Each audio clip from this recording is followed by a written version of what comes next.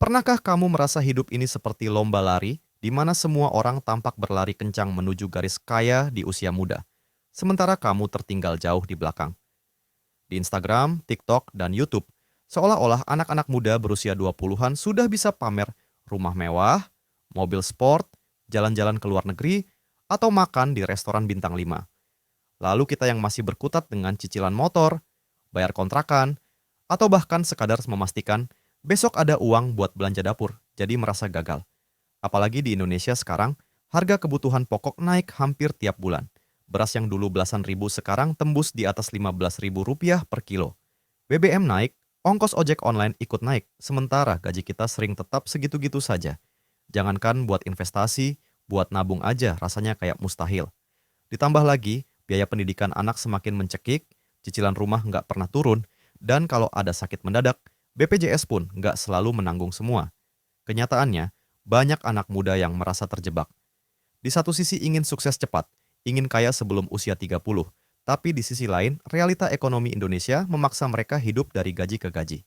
Akhirnya, banyak yang memilih jalan instan, ikut investasi bodong, main trading tanpa ilmu, bahkan mencoba bisnis cepat kaya yang akhirnya malah bikin rugi. Dan yang lebih menyesakan adalah standar kaya yang sering kita lihat itu sebenarnya palsu. Banyak influencer yang memamerkan gaya hidup mewah, padahal nyatanya semua itu hasil pinjaman, endorse, atau bahkan sekadar konten. Tapi kita yang melihat dari layar HP jadi merasa rendah diri, merasa gagal, dan bertanya-tanya, kenapa ya hidupku nggak bisa kayak mereka? Nah, di titik ini saya ingin mengajak kamu berhenti sejenak. Karena cara kaya di usia muda itu ada, tapi bukan seperti motivasi klise yang sering kamu dengar. Bukan sekadar kerja 18 jam sehari, atau ikut seminar motivasi mahal, atau memaksakan diri beli aset padahal belum mampu. Ada jalan yang lebih realistis, lebih manusiawi, dan justru membuat hidupmu tetap seimbang. Dan disinilah saya ingin berbagi. Bukan dari teori, tapi dari pengalaman nyata yang pernah saya alami sendiri. Kalau saya jujur, saya dulu juga termasuk orang yang terjebak dalam mimpi kaya di usia muda, versi media sosial. Saya pikir, kalau sebelum umur 30 belum punya rumah sendiri, belum punya mobil, atau belum punya tabungan ratusan juta, berarti saya gagal. Bayangan itu menekan saya setiap hari. Saya masih ingat jelas masa awal kerja, gaji saya waktu itu tidak sampai 4 juta rupiah per bulan. Dari angka itu, sudah harus dipotong kontrakan sekitar 1,2 juta rupiah, transportasi kerja 800 ribu rupiah, listrik dan air 300 ribu rupiah, dan sisanya habis untuk makan. Rasanya seperti siklus tanpa ujung. Begitu gajian, hanya lewat di rekening sehari, lalu pelan-pelan terkikis sampai habis. Di satu titik saya nekat. Saya pikir, mungkin saya bisa cepat kaya kalau ikut tren. Waktu itu lagi ramai trading forex dan investasi bodong yang menjanjikan profit tinggi. Saya kumpulkan sisa tabungan 2 juta rupiah, ikut masuk. Hasilnya, habis dalam 2 minggu. Saya malu, marah, kecewa, dan akhirnya jadi semakin terpuruk. Belum cukup sampai di situ. Saya coba ikut-ikutan bisnis dropship, katanya tanpa modal bisa untung besar. Tapi kenyataannya, iklan online makan biaya, pelanggan sering kabur, dan akhirnya saya yang nombok.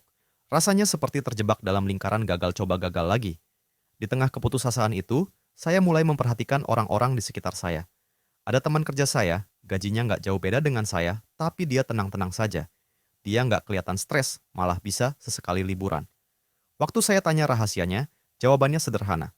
Saya nggak kejar kaya instan, saya kejar hidup cukup dan pelan-pelan naik. Kalimat itu menampar saya. Selama ini saya mengejar target besar yang jauh di luar kemampuan, tapi lupa belajar mengatur langkah kecil. Saya mau lari cepat, padahal baru bisa jalan. Akhirnya, saya mulai mengubah cara pandang. Saya belajar menata uang. Bukan berarti saya tiba-tiba bisa nabung banyak, tapi saya mulai disiplin. Sisihkan 500 ribu rupiah tiap bulan, apapun yang terjadi. Saya juga berhenti membandingkan diri dengan orang lain. Saya batasi waktu scrolling media sosial, supaya hati nggak terus terbakar iri. Perlahan, efeknya terasa. Setelah setahun, tabungan kecil itu jadi 6 juta rupiah. Bukan jumlah besar, tapi bagi saya waktu itu, rasanya seperti menemukan harapan baru. Saya sadar bahwa kaya bukan soal angka besar yang instan, tapi tentang arah dan konsistensi. Saya juga mulai mencari tambahan penghasilan, bukan bisnis besar, hanya hal-hal sederhana. Membantu teman bikin desain, jadi admin online shop, bahkan sesekali mengajar les. Hasilnya mungkin cuma ratusan ribu, tapi saya merasa lebih berdaya. Dan yang paling penting, saya belajar menerima kenyataan bahwa hidup di Indonesia itu memang penuh tantangan. Harga-harga naik, pajak bertambah, kebutuhan makin besar. Tapi kalau saya terus memaksa ingin kaya instan, saya akan hancur. Justru dengan melangkah realistis, saya bisa bertahan, bahkan perlahan naik. Itu titik balik saya. Dari situ, saya mulai sadar bahwa kaya di usia muda itu bukan tentang gaya hidup glamor yang dipamerkan orang-orang. Bukan pula soal punya miliaran rupiah di rekening.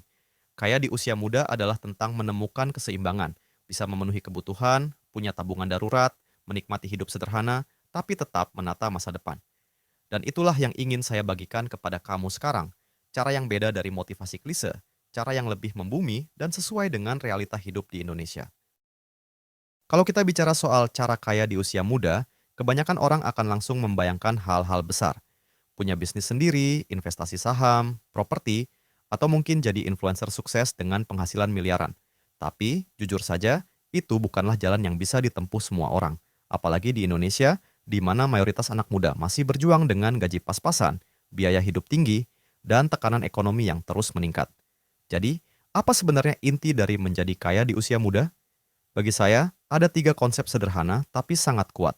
Kontrol, arah, dan keseimbangan. Pertama, kontrol. Kayak bukan soal seberapa besar uang yang kita dapat, tapi seberapa bisa kita mengendalikan uang itu. Banyak orang di usia muda justru hancur karena tidak bisa menahan gaya hidup.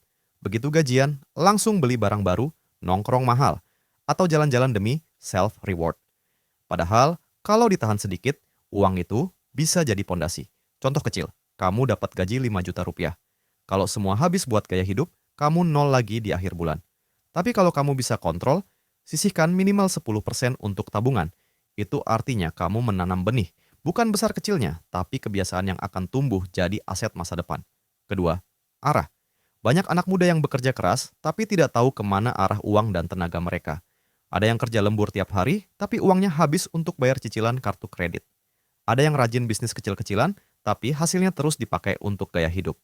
Tanpa arah yang jelas, uang akan selalu menguap. Arah berarti tujuan yang realistis. Misalnya, dalam 3 tahun, saya ingin punya dana darurat minimal 6 bulan gaji.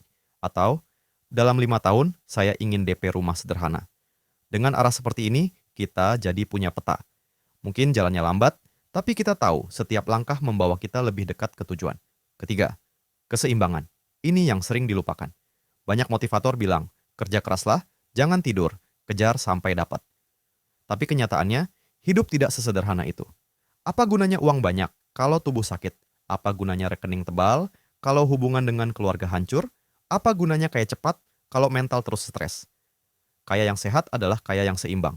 Kita masih bisa makan bersama keluarga, masih bisa tertawa dengan teman, masih punya waktu untuk ibadah, dan masih bisa menikmati secangkir kopi sederhana tanpa dihantui rasa iri dengan orang lain. Nah, 3 konsep ini, kontrol, arah, keseimbangan, bukan sekadar teori. Mereka bisa dipraktikkan dalam kehidupan sehari-hari. Misalnya, ketika harga beras naik, bukan berarti kita tidak bisa menabung. Mungkin tabungannya lebih kecil, tapi yang penting konsistensi. Atau ketika gaji tidak cukup, kita bisa mencari tambahan penghasilan dari skill kecil yang kita punya. Saya tahu, ada kebijakan pemerintah yang sering terasa memberatkan. Pajak naik, BBM naik, listrik naik, semua ikut naik. Tapi kita tidak bisa mengubah itu secara langsung. Yang bisa kita lakukan adalah menyesuaikan diri, mengatur ulang anggaran, mencari alternatif, dan tetap fokus pada arah kita. Pada akhirnya, kaya di usia muda bukan soal punya segalanya.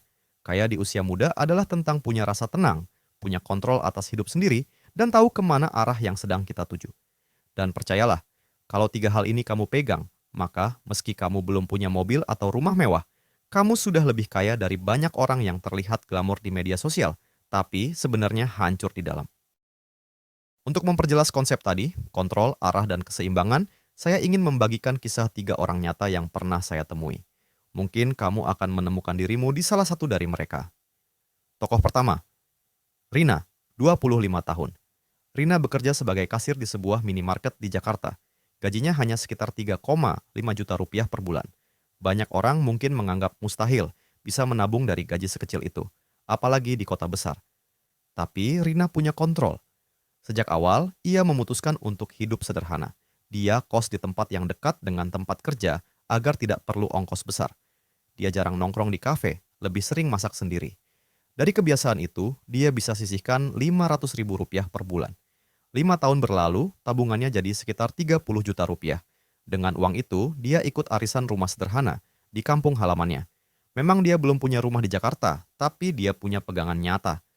Banyak temannya yang gajinya lebih besar justru tidak punya apa-apa. Inilah kekuatan kontrol. Tokoh kedua, Budi, 28 tahun. Budi adalah seorang pekerja kantoran dengan gaji 6 juta rupiah. Sayangnya, dia selalu merasa kurang. Setiap gajian, dia langsung beli gadget baru, kredit motor, nongkrong di cafe hits, dan berlibur dengan pay letter. Hasilnya, meski gajinya 2 kali lipat Rina, setiap bulan dia selalu minus, bahkan harus gali lubang tutup lubang dengan kartu kredit. Suatu saat, dia sakit tifus cukup parah. Karena tidak punya tabungan darurat, dia harus minjam uang sana-sini untuk biaya rumah sakit. Dari pengalaman itu, Budi sadar, punya gaji besar tapi tanpa arah itu sama saja dengan jalan di tempat. Akhirnya, dia mulai mengubah kebiasaan. Dia menetapkan tujuan, melunasi utang dalam 2 tahun, lalu menabung dana darurat. Prosesnya tidak mudah, tapi sekarang dia lebih tenang. Ini contoh pentingnya punya arah. Kalau kita lihat, dua kisah ini menunjukkan hal yang sama. Menjadi kaya di usia muda bukan soal angka semata. Ada orang yang bergaji kecil tapi punya tabungan nyata. Ada orang yang bergaji besar tapi terjebak utang karena tidak punya arah. Ada pula orang dengan penghasilan pas-pasan tapi tetap merasa kaya karena hidupnya seimbang. Dalam konteks Indonesia saat ini, kisah-kisah ini sangat relevan. Kita tahu harga-harga naik, kebijakan sering terasa berat bagi rakyat kecil, dan mencari tambahan penghasilan tidak selalu mudah. Tapi tetap ada ruang bagi kita untuk mengendalikan apa yang bisa dikendalikan. Kita mungkin tidak bisa menahan harga BBM naik, tapi kita bisa memilih bagaimana cara mengatur uang. Kita mungkin tidak bisa menaikkan gaji secepat itu, tapi kita bisa mengarahkan penghasilan yang ada ke tujuan yang jelas. Dan yang lebih penting, kita bisa memilih bagaimana menyeimbangkan hidup kita. Karena sesungguhnya, kaya bukan hanya soal isi dompet, tapi juga soal isi hati. Sekarang, saya ingin mengajak kamu berhenti sejenak, menarik napas dalam, lalu jujur pada diri sendiri. Apa arti kaya bagimu? Apakah sekadar punya rumah megah, mobil mewah, dan rekening miliaran? Atau justru punya cukup untuk hidup tenang, sehat, dan bersama orang-orang yang kamu cintai? Mari kita jujur, banyak dari kita yang sebenarnya tidak miskin, hanya merasa miskin karena terus membandingkan diri dengan standar palsu. Kita lihat influencer pamer liburan ke Eropa, kita merasa gagal. Kita lihat teman sebaya beli rumah, kita jadi cemas. Padahal, mungkin kamu yang masih kontrak rumah kecil justru lebih bahagia karena bisa duduk makan malam sederhana bersama keluarga setiap hari.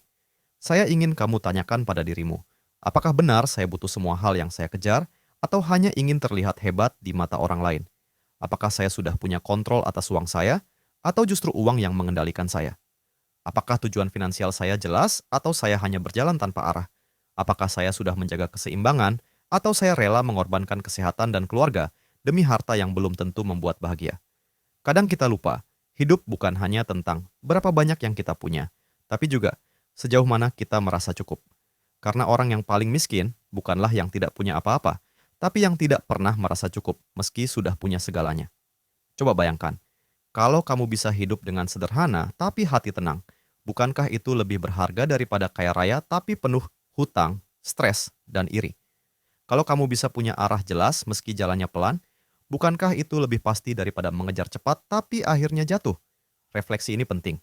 Karena di tengah tekanan ekonomi Indonesia, harga naik, gaji pas-pasan, kebijakan yang sering terasa berat, satu hal yang tidak bisa diambil siapapun dari kita adalah cara kita memilih untuk menjalani hidup. Apakah kita mau terus terjebak dalam ilusi kaya instan, atau mau membangun kekayaan yang sesungguhnya? Kekayaan dalam kontrol, arah, dan keseimbangan. Mungkin kamu belum punya rumah, belum punya mobil, bahkan tabunganmu masih kecil.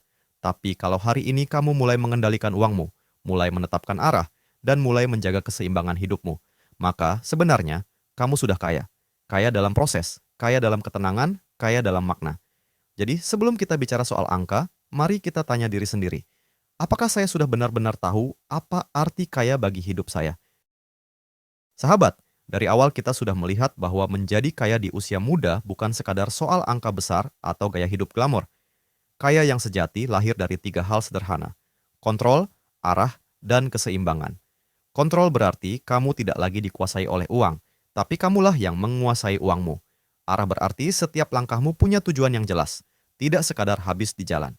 Dan keseimbangan berarti kamu tidak mengorbankan kesehatan, hubungan, dan kebahagiaan hanya demi mengejar angka di rekening. Saya percaya kalau 3 hal ini kamu pegang, hidupmu akan terasa lebih ringan. Kamu mungkin belum punya rumah mewah atau mobil mahal, tapi kamu punya ketenangan hati, punya rencana yang jelas, dan punya kebahagiaan sederhana yang seringkali jauh lebih berharga. Ingatlah, di tengah kondisi ekonomi Indonesia yang tidak selalu ramah, harga naik, pajak bertambah, gaji sering stagnan, kamu tetap punya kuasa atas satu hal, caramu menjalani hidup. Dan kalau kamu bisa menjaga kendali, arah, serta keseimbangan, maka kamu sudah melangkah menuju kekayaan sejati, meskipun dunia luar belum menyebutmu orang kaya. Sebelum video ini berakhir, saya ingin kamu merenung sejenak. Apa satu langkah kecil yang bisa kamu lakukan minggu ini untuk lebih mengendalikan uangmu? Apa tujuan realistis yang ingin kamu capai dalam 3 sampai 5 tahun ke depan? Dan bagaimana kamu bisa menjaga keseimbangan hidup di tengah segala tuntutan? Kalau kamu punya jawabannya, tuliskan di kolom komentar. Karena mungkin jawabanmu bisa jadi inspirasi untuk orang lain yang sedang berjuang. Dan seperti biasa, kalau kamu merasa video ini bermanfaat, jangan lupa untuk klik like, bagikan ke teman-temanmu, dan subscribe agar kita bisa terus belajar bersama. Karena perjalanan menuju kaya sejati bukan perjalanan sendirian, melainkan perjalanan yang lebih indah kalau kita jalani bersama. Sampai jumpa di video berikutnya. Tetaplah melangkah dengan hati yang tenang, pikiran yang jernih, dan semangat yang seimbang. Karena kaya bukan soal nanti, tapi soal bagaimana kamu memilih hidup hari ini.